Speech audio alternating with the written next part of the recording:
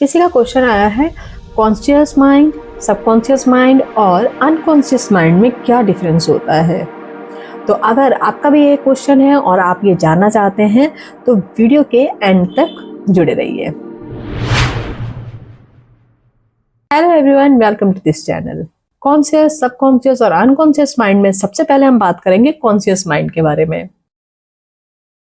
Conscious mind वो हिस्सा होता है जिससे कि आप एक्टिवली अभी प्रेजेंट में सोच रहे होते हो। इसमें लॉजिक, डिसीजन मेकिंग और करंट अवेयरनेस होती है। मींस एट प्रेजेंट में हम जो भी सोच रहे होते हैं वो हर काम हम कॉन्शियसली कर रहे होते हैं। मीन्स सोच समझ के करना है या नहीं करना है। फॉर एग्जाम्पल, आप अभी ये वीडियो देख रहे हो, राइट? आपके सामने आया, आपने सोचा देखूं या ना देखूं। This is conscious. एक्टिवली आपने डिसीजन लिया, कॉन्शियस होकर डिसीजन लिया। तो आपका एक्टिव माइंड यानी कॉन्शियस माइंड एक्टिव है इस टाइम में। या फिर एग्जाम देते टाइम जब हम क्वेश्चंस के आंसर दे रहे होते हैं तो वहां पर भी हमारा कॉन्शियस माइंड एक्टिव होता है कि हमें कौन सा आंसर कैसे लिखना है। या थर्ड है सोचना। मीन्स कि चाय पी लूं या कॉफी। तो इसमें अभी आप एक्टिव माइंड का इस्तेमाल कर रहे हैं, मीन्स कॉन्शियस माइंड का। आप कॉन्शियसली सोच रहे हो कि मेरे लिए चाय पीना ठीक है अभी या फिर कॉफी। एक तरह से इनडायरेक्टली आप कह सकते हो कि ये हमारे माइंड का एक्टिव स्क्रीन होता है। सबकॉन्शियस माइंड ये बैकग्राउंड में काम करता है। इसमें हमारी हैबिट्स, हमारे इमोशंस, हमारी बिलीव्स और हमारे मेमोरीज स्टोर रहती हैं, जो कि हमने या तो वो बचपन से हमें मिली होती है या फिर समय के साथ धीरे करते करते करते वो हमारी आदत में आ जाती है और सबकॉन्शियस माइंड में सब स्टोर हो जाता है। हम हर चीज तो कॉन्शियसली नहीं सोचते हैं। कभी कभी हमारी बॉडी ऑटोमेटिकली कुछ चीजों पर रिएक्ट करती है क्योंकि हमने उसे लगातार कई बार किया होता है या कई बार उससे गुजरे होते हैं। तो हमारी बॉडी जब भी उसके कांटेक्ट में आती है उस काम के, तो हमारा माइंड ऑटोमेटिकली रिएक्ट करता है। इसी को सबकॉन्शियस माइंड कहते हैं। जैसे साइकिल चलाना आपने सीख लिया तो अब आप सोचना नहीं पड़ता है, आप साइकिल चलाने लगते हो बस। फिर आप थोड़ी ना सोचते हो कि यहाँ पे हाथ ब्रेक लगाना है या पैडल मारना है, वो तो ऑटोमेटिकली सब होता है।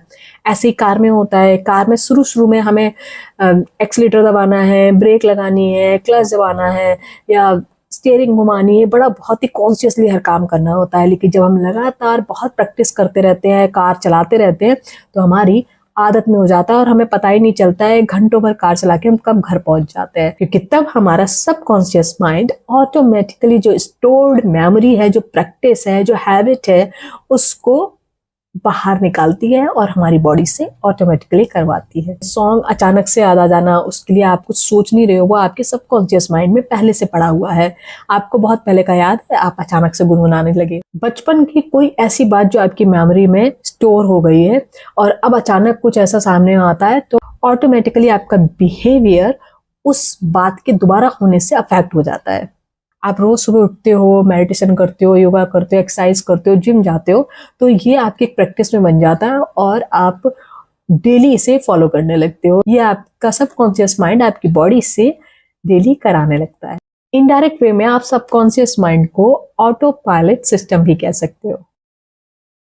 ये अनकॉन्शियस माइंड होता है, ये बहुत ही डीप होता है। ये हमारी सेलुलर मेमोरी और सबटल मेमोरी से कनेक्टेड है। ये नॉर्मली एक्सप्रेस नहीं होता है, ये हमारे मेमोरी में नहीं आता, ना हमें समझ में आता है कि ये चीज हमारे साथ क्यों घट रही है। जैसे किसी को आग से डर लगे या पानी से डर लग रहा है, लेकिन उसे नहीं मालूम है पानी से क्यों डर लगता है, हमें आग से क्यों डर लगता है, हमें ऊंचाई से क्यों डर लगता है, या हमें बिना वजह किसी भी बात को लेके या किसी भी थॉट को लेके बुरा क्यों लगता है। ये होता है जब हमारी बहुत ही डीप मेमोरी यानी सेलुलर मेमोरी में या सबटल मेमोरी में कोई बात दबी पड़ी हुई है। अब ये सेलुलर मेमोरी या फिर सबटल मेमोरी क्या होती है, ये एक्चुअली जैसे हमारी ये बॉडी है, जो पूरा शरीर है, वो केवल हमारी शरीर नहीं कहा जा सकता है। ये हमारे पेरेंट्स से हमारे पास आया है, हमारे पेरेंट्स को उनके पेरेंट्स से मिला है सेलुलर बॉडी, ठीक है। वो बनता है पर वहाँ बनने से पहले जो बीज होता है वो तो ट्रांसफर हो रहा है ना कहीं से, तो वो जो ट्रांसफर हो रहा है वो जो सेलुलर मेमोरी कहलाती है। और इसी तरीके से जो भी हमारे पेरेंट्स खाते हैं या सोचते हैं तो वो सबटल मेमोरी के फॉर्म में प्रेजेंट रहता है, जो हमारे अंदर ट्रांसफर होता है।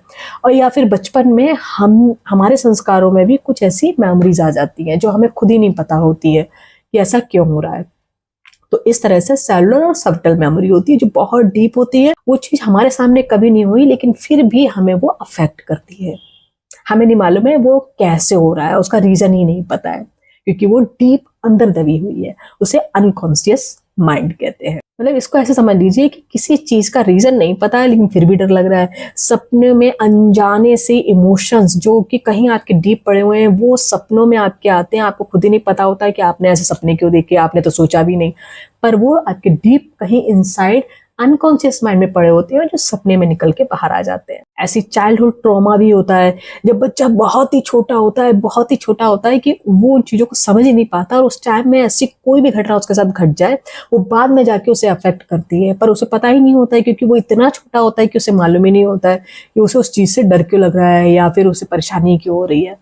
ठीक है, तो अगर हम आइसबर्ग मॉडल से समझना चाहें तो पानी के ऊपर दिखने वाला हिस्सा कॉन्शियस माइंड है और पानी के थोड़ा नीचे, यानी ऊपर से तो नहीं दिख रहा है, बस थोड़ा सा नीचे आप पानी से देख सकते हो।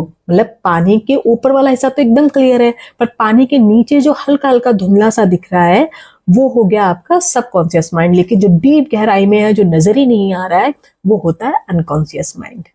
अब रियल लाइफ एग्जाम्पल से ले लेते हैं। चलिए कार का एग्जाम्पल लेते हैं। अभी हम कार चला रहे हैं और हमने डिसीजन लिया है कि नहीं नहीं अभी मुझे कहीं और जाना है, मैं लेफ्ट नहीं मैं राइट मुड़ना चाह रही हूँ। तो ये हो गया कॉन्शियस माइंड का डिसीजन। मैंने सोच समझ के लेफ्ट के बजाय राइट ले लिया।